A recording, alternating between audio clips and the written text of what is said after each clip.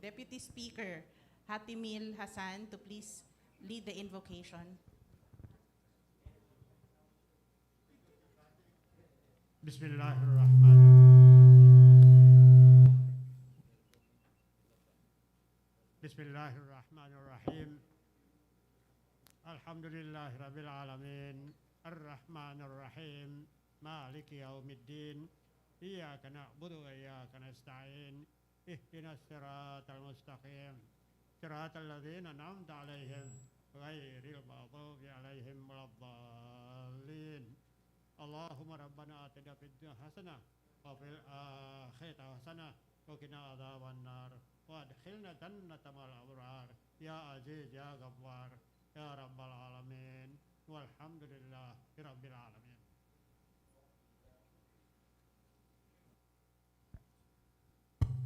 May we all stand for the Philippine National Anthem and the Bangsamoro hymn.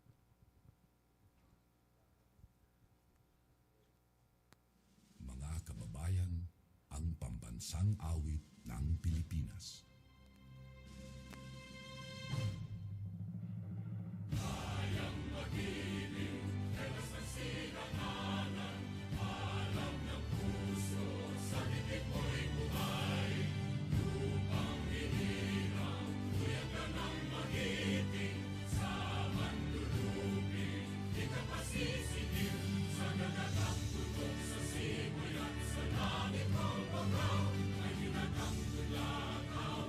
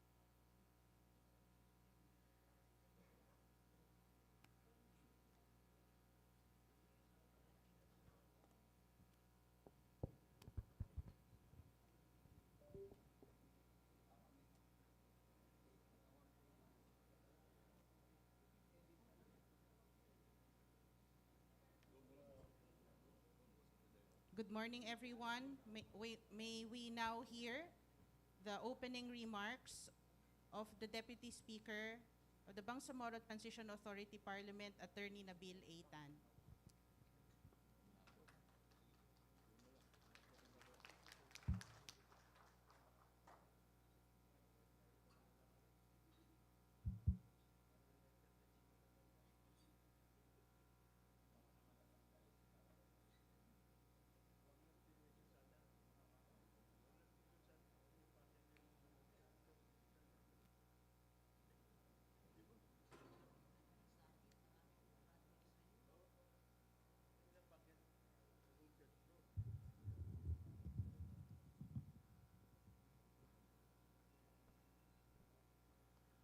Bismillahirrahmanirrahim. Assalamualaikum warahmatullahi ta'ala wabarakatuh. I stand here in behalf of our Speaker of the Parliament, Attorney Pangalian Balindong, to give the opening remarks and by authority of the Committee on Rules.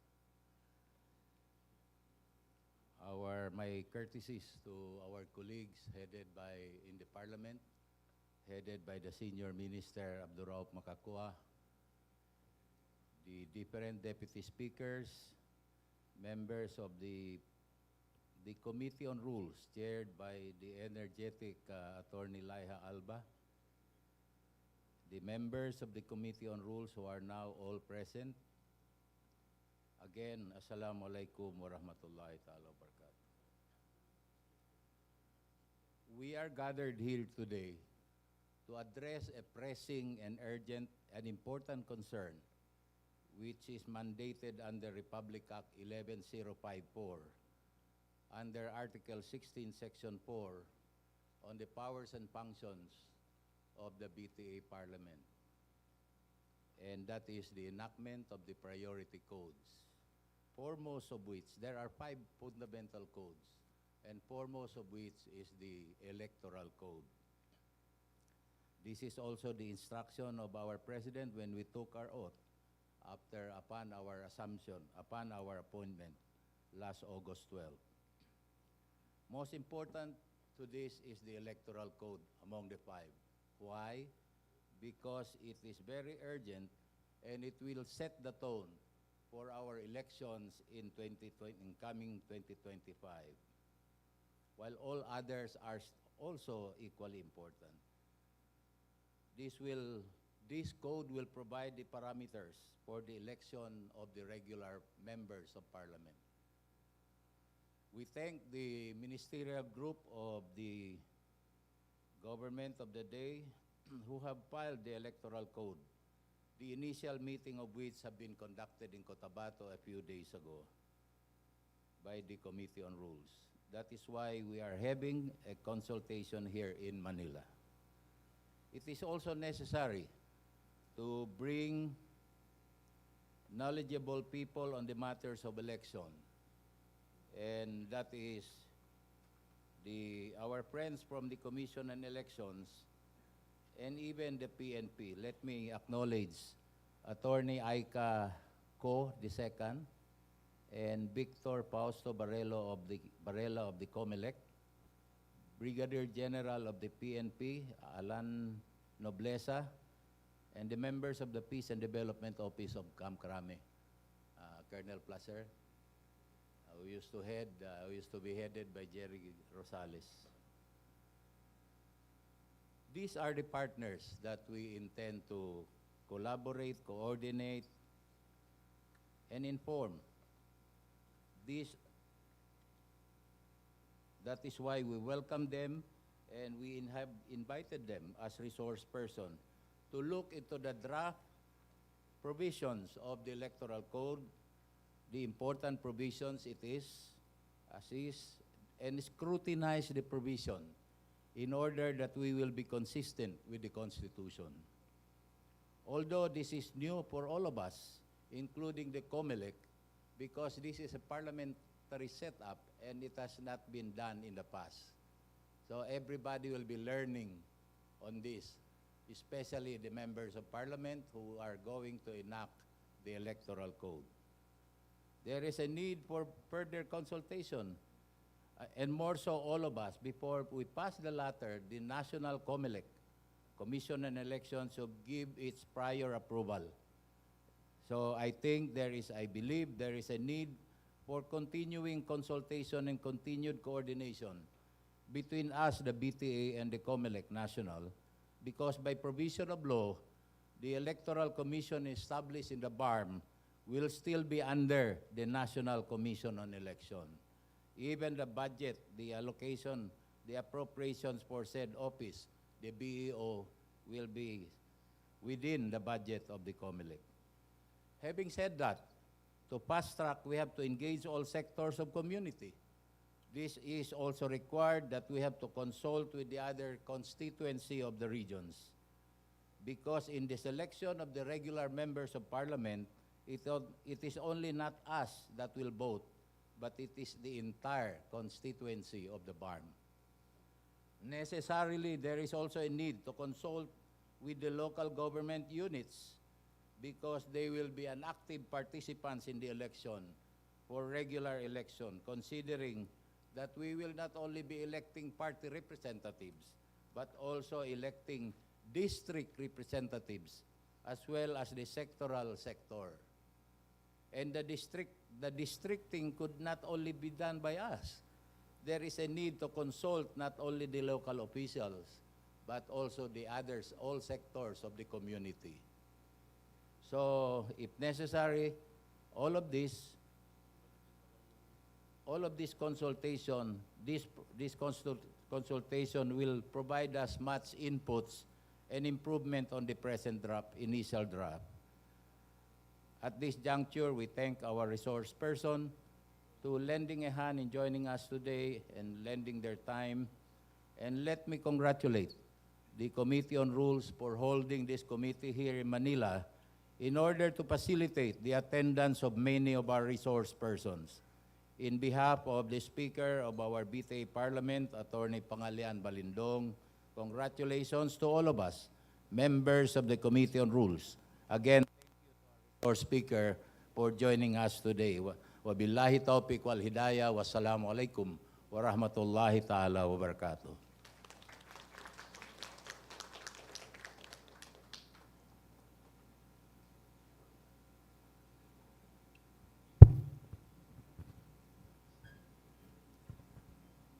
Thank you very much, Deputy Speaker Nabil Tan.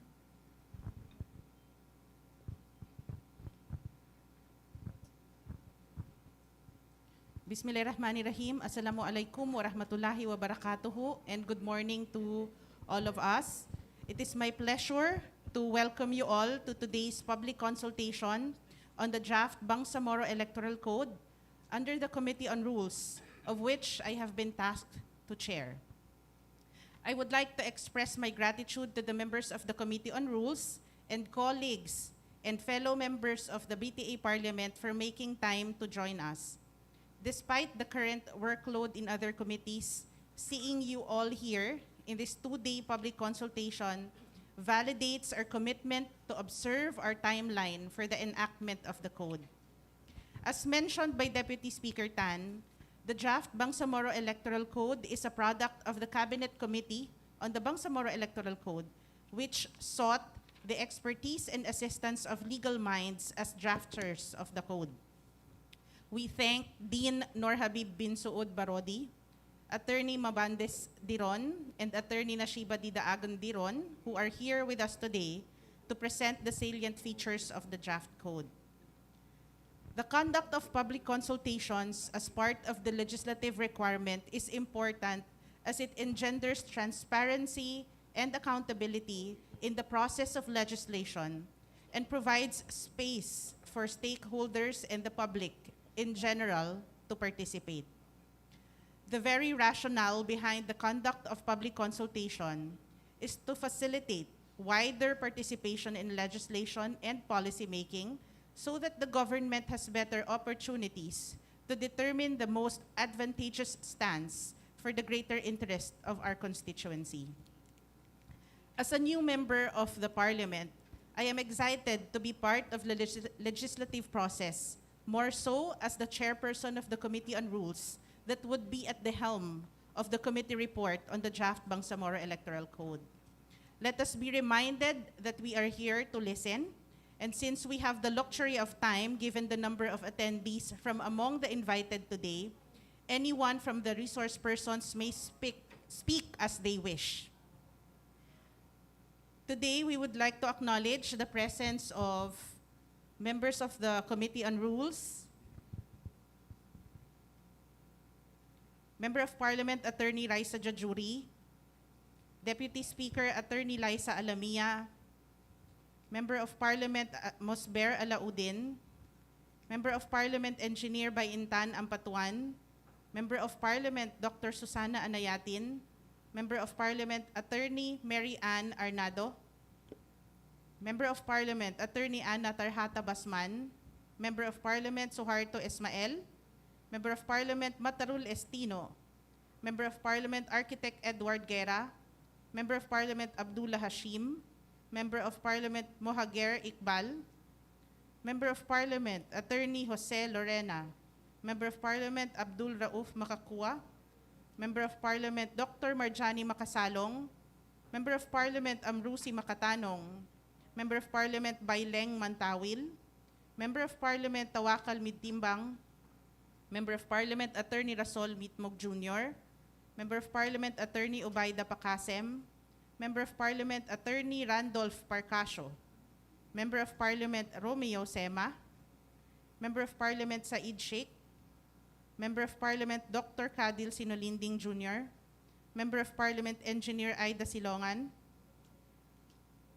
Member of Parliament Basir Uto, and ex-officio members Deputy Speaker Attorney Lanang Ali Jr., Deputy Speaker Hatimil Hasan, Deputy Speaker Benjamin Loong, Deputy Speaker Abdul Karim Miswari, Deputy Speaker Attorney Omar Yasser Sema, Deputy Speaker Attorney Paisalin Tago, Deputy Speaker Attorney Nabil Tan, and members of the Parliament Muhammad Kelly Antao, Member of Parliament Rasul Ismael, Member of Parliament Engineer Don Mustafa Loong, Member of Parliament Tarhata Matalam Maglangit, Member of Parliament Jaafar Apollo Mikail Matalam, and Member of Parliament Amil Bahar S. Mawalil.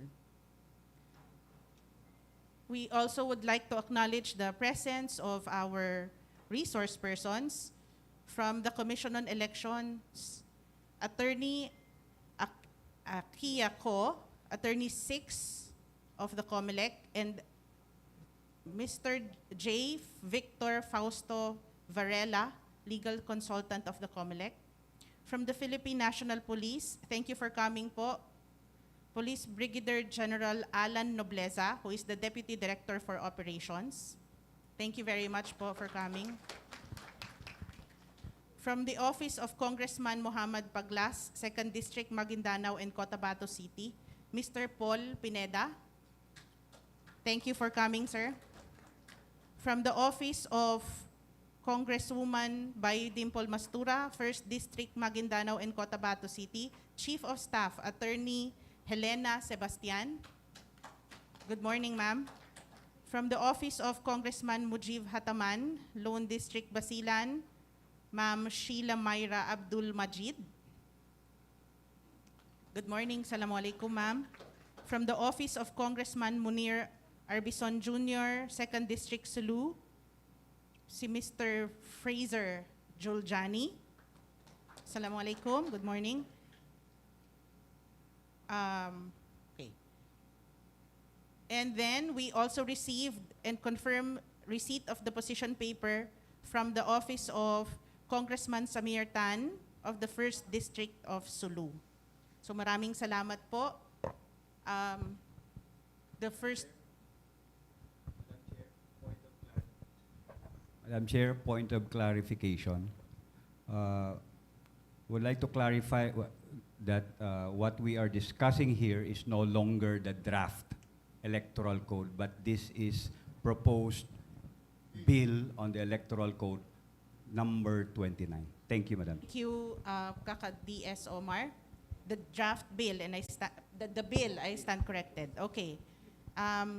The next part would be the presentation of the salient features of the proposed Electoral Code or Bill number 29. Is our presenter ready? Okay, thank you very much. We would like to introduce our set of presenters today, starting with Dean Nur Habib bin Suud Barodi, who is an Associate Professor of Law and presently the Dean of the Mindanao State University College of Law. He is a member of the prestigious Corps of Professors of the Philippine Judicial Academy or PhilJA of the Supreme Court of the Philippines. He is also a fellow of the Philippine College of Jurisconsults.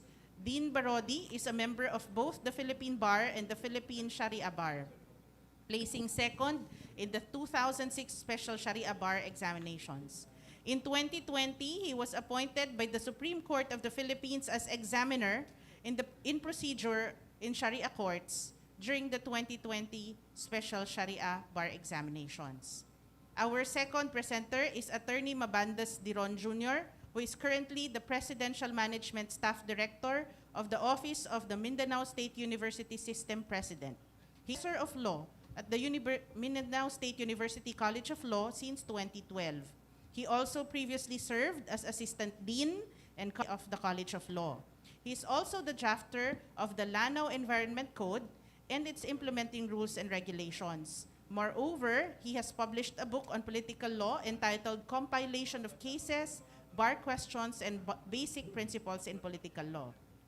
Our third presenter is Attorney Nashiba Didaagan Diron, who is a holder of 4 postgraduate degrees, namely Master in Public Safety Administration, Master in Public Administration, Master of Arts in Education, Major in School Administration, and Juris Doctor degree on top of her Bachelor of Secondary Education, Major in English degree. She is currently the Assistant Provincial Attorney of the Provincial Local Government of Lanao del Sur and the Lecturer of Mindanao State University College of Law, handling election law, among others. She served as a technical expert and legal consultant to various bar ministries and development partners. So we can now start the presentation of the salient features of the proposed Electoral Code.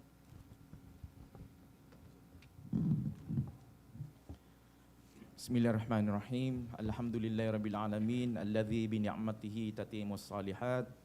Wassalatu wassalamu ala ashrafil anbiya'i wal mursalin wa ala alihi wa sahbihi ajma'in, amma ba'd. Assalamualaikum warahmatullahi ta'ala wabarakatuh.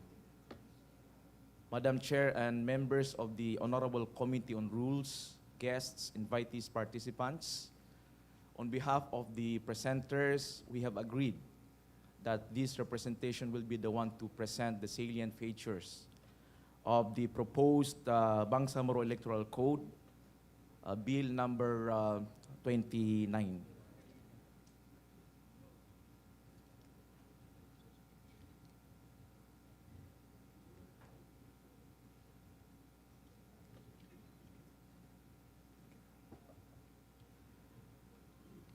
A cerebral reading of the proposed Bangsamoro Electoral Code brings us the following observations that characterize the proposed bill. First, the proposed Bangsamoro Electoral Code is a reflection of the peculiarity of elections in the Bangsamoro region with a parliamentary form of government. Second, the unique and complex setup of the Bangsamoro region necessitates the introduction of new provisions not found in the Omnibus Election Code and other pertinent election laws. And finally, the proposed Bangsamoro Electoral Code is an affirmation of the autonomy of BARM in accordance with the Constitution. As I have said, to reiterate, this observation permeate the draft Bangsamoro Electoral Code. The first salient features that this presenter would like to emphasize is the scope of the applicability of the Bangsamoro Electoral Code under Section 3 of Article 1, which says that the provisions of this code shall be applicable to any matter relating to the conduct of elections in the BARM. Nonetheless, we know that there are limitations under existing laws, most particularly the Constitution of the Philippines. Thus, Section 3, Article 1 likewise provides for an exception, which says that except in cases which are expressly not governed by the Bangsamoro Electoral Code.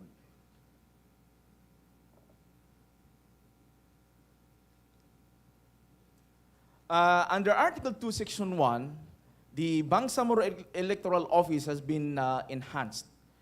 There shall be a Bangsamoro Electoral Office as established by the COMELEC and with prior approval from the latter is hereto enhanced to be composed of a Chief Electoral Officer as presiding officer and 2 electoral officers as members. Now, let me direct your attention to that phrase there, with prior approval from the latter. This means that the COMELEC still has control and supervision over the Bangsamoro Electoral Office, and that in order for this enhancement to be effective, there must be an approval from the Commission on Elections.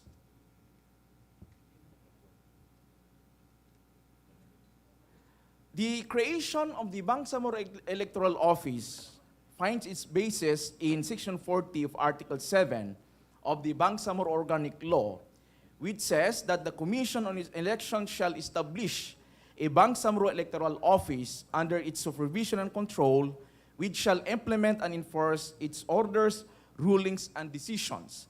The budget of the Bangsamoro Electoral Office shall be part of the yearly budget of the Commission on Elections.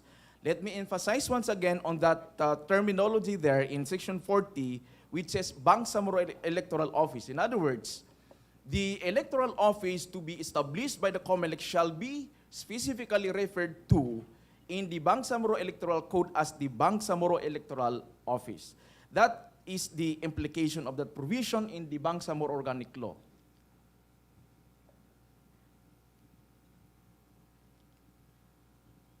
Okay.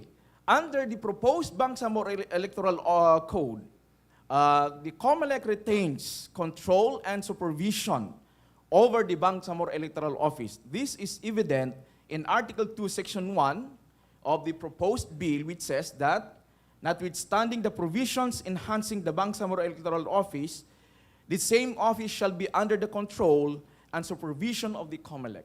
In one case decided by the Supreme Court described the power control as the power of an office to alter, modify, nullify, set aside what, in this context, what the BO has done in the performance of its functions and to substitute the judgment of the COMELEC over that of the Bangsamoro Electoral Office.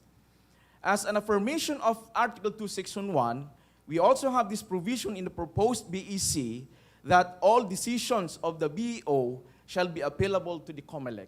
And to eradicate any doubt as to the power of control and supervision of the COMELEC over the BO, Article 2, Section 4 further provides that nothing herein shall operate to deprive the COMELEC of its powers over the decisions or orders of the BO under existing national election laws.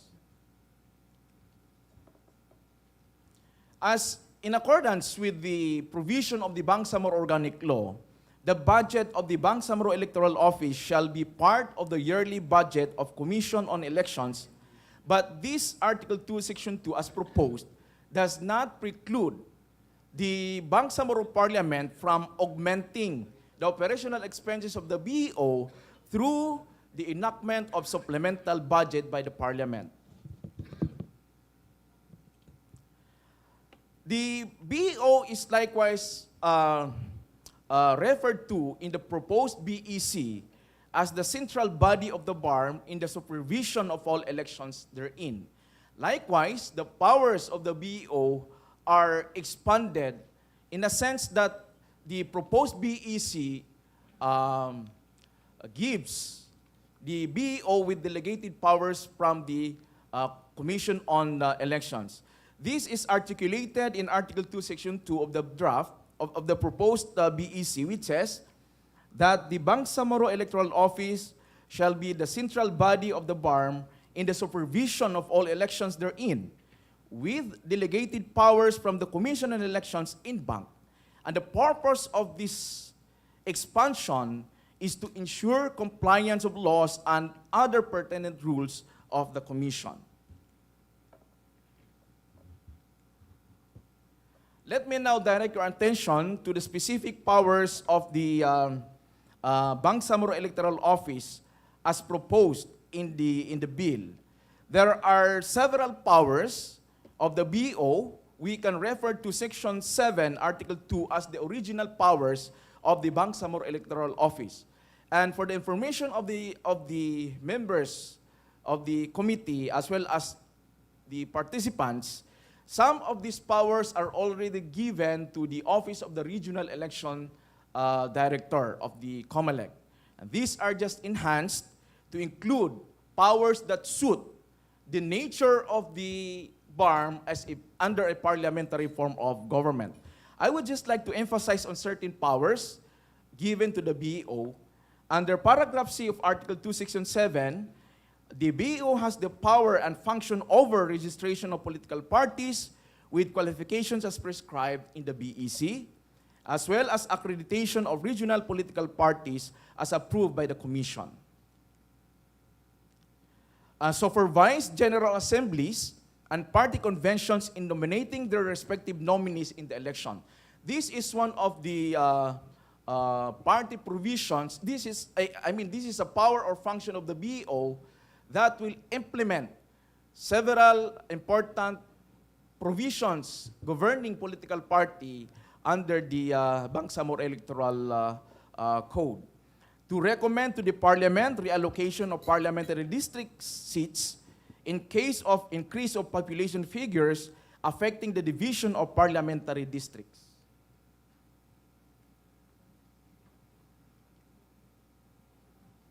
And please just go over